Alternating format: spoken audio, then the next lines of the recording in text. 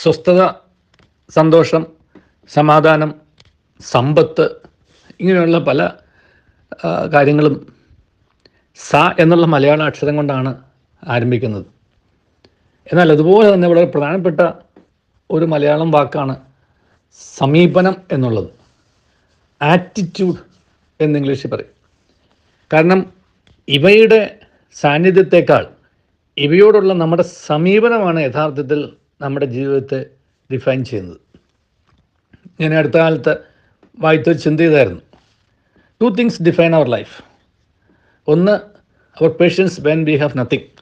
ഒന്നുമില്ലാത്തപ്പോൾ ക്ഷമയോടെ കാത്തിരിക്കാനുള്ള ഒരു മനസ്സ്, അതൊരു സമീപനമാണ്, ആ ഇല്ലായ്മയോടുള്ള സമീപനം. 2, ഒരു attitude when we have everything.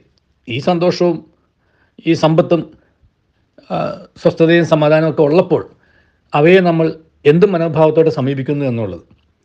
2 മനോഭാവങ്ങൾ അവിടെ വളരെ പ്രധാനപ്പെട്ടതാണ്. ഒന്ന്, ഒരു ആറ്റിറ്റ്യൂഡ് ഓഫ് ഗ്രാറ്റിറ്റ്യൂഡ്.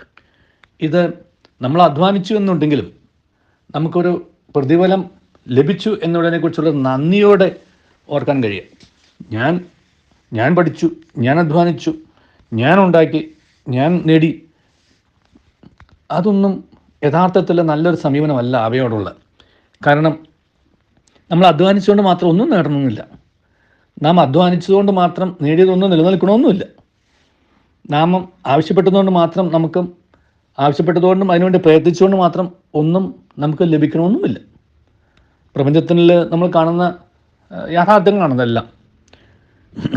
അപ്പോൾ ഇതെല്ലാം നമുക്ക് ലഭ്യമാക്കുന്ന ഒരു ശക്തിയുണ്ട്. അതിന് നമ്മൾ ദൈവം എന്ന് പറയുന്നു. അപ്പോൾ ദൈവം തന്നതാണ് എന്നുണ്ടെങ്കിൽ അത് ദൈവത്തിൻ്റെതാണെന്നും അതെൻ്റെ അല്ല എന്നും ഞാൻ വെറും ഒരു സൂക്ഷിപ്പുകാരനാണെന്നും ഒന്നുള്ളൊരു മനോഭാവം. അപ്പോൾ എല്ലാം ഉള്ളപ്പോഴും ഒന്നും ഇല്ലാത്തവനെ പോലെയും ഒന്നും അല്ലാത്തവനെ പോലെയും ആയിരിക്കാൻ കഴിയുക എന്നുള്ളതാണ് യഥാർത്ഥത്തിൽ ജീവിതത്തെ ധന്യമാക്കുന്ന ഒരു മനോഭാവം. എൻ്റേത്, നമ്മുടേത്, നമുക്കുണ്ട് എന്നുള്ള ആ ഒരു ആറ്റിറ്റ്യൂഡ് വന്നു കഴിയുമ്പോഴാണ് നമ്മൾ പലപ്പോഴും ചുറ്റുപാടിനെ മറക്കുക. അപ്പോൾ ആ മറക്കുന്ന സമീപനത്തെയാണ് അഹങ്കാരം, ധാർഷ്ട്യം എന്നൊക്കെ പറയും.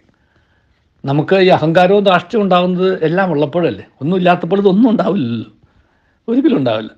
അപ്പോൾ നമ്മൾ ഒരർത്ഥത്തിൽ അഹങ്കാരത്തിൻ്റെയും ധാർഷ്ട്യത്തിൻ്റെയൊക്കെ ഒരു അവസ്ഥയിലേക്ക് എത്തിക്കുന്നത് നമുക്ക് ഉള്ളവയോടുള്ള നമ്മുടെ സമീപനമാണ്. ആ സമീപനത്തെ ഒന്ന് മാറ്റി ചിന്തിക്കാൻ കഴിഞ്ഞാൽ ജീവിതത്തിൽ നമുക്ക് വളരെ സ്വസ്ഥതയുണ്ടാവും, വളരെ സുഖമുണ്ടാവും. കാരണം നമുക്കൊരു താഴ്മയും തുറവിയും ഉണ്ടാവും ആ സമയത്ത്. അല്ലാത്ത പക്ഷം ഇത് രണ്ടും നമുക്കുണ്ടാവില്ല.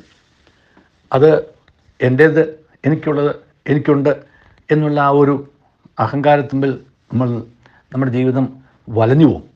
തുലഞ്ഞു പോയില്ലെങ്കിലും അങ്ങനെ ആവാതിരിക്കാൻ കഴിയുക എന്നുള്ളതാണ് വളരെ പ്രധാനപ്പെട്ടത്. അപ്പോൾ ഈ 2 മനോഭാവങ്ങൾ, ഒന്ന് നമുക്ക് ഇവയൊക്കെ ലഭിക്കുന്നവരെ കാത്തിരിക്കാനുള്ള ക്ഷമ, ആറ്റിറ്റ്യൂഡ് ഓഫ് പേഷ്യൻസ്. 2, ഇവയെല്ലാം ലഭിച്ചു കഴിയുമ്പോൾ അവ ലഭിച്ചു ഉണ്ട് എന്നുള്ള ചിന്ത ഇല്ലാതെ തന്നെ അത് ലഭിച്ചവനോടുള്ള നന്ദിയെ പ്രതി അവ സ്വന്തമല്ല എന്നുള്ള ചിന്തയോടുകൂടി ജീവിക്കാൻ കഴിയുന്ന ആ താഴ്മയും ആ തുറവിയും, അത് അഹങ്കാരവും ധാർഷ്ട്യവും ഒഴിവാക്കി സന്തോഷത്തോടെ ജീവിക്കാൻ നമ്മെ സഹായിക്കും.